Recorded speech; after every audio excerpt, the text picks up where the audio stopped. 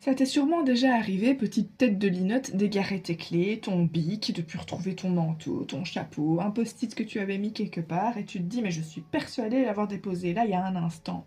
Et en fait tu te dis mais c'est pas possible, on me joue un tour. Et en fait vous avez une super bonne mémoire, vous cherchez partout vos petites affaires, et malgré ça vous ne les retrouvez plus. Est-ce qu'il y a un petit fantôme ou une petite fantomesse qui s'amuse à cacher vos objets pour vous jouer des mauvais tours? Est-ce que c'est un proche ou une proche disparue qui vous fait signe que cette personne pense à vous?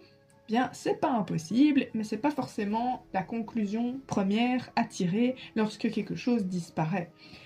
Et souvent, quand quelque chose disparaît, c'est parce que vous n'en avez pas forcément besoin. Votre esprit en a été trop encombré, et donc ça veut dire que c'est quelque chose dont vous devez vous débarrasser, que vous n'avez plus besoin pour le moment.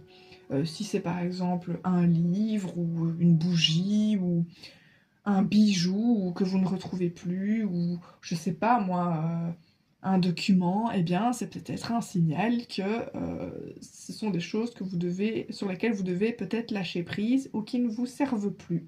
Et ça n'a pas toujours une explication symbolique, c'est tout simplement parce que vous êtes parfois distrait, distraite, vous n'êtes peut-être pas suffisamment aligné.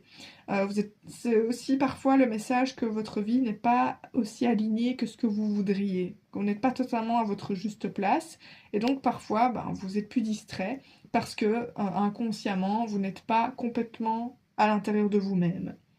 Et ça a peut-être une autre origine aussi.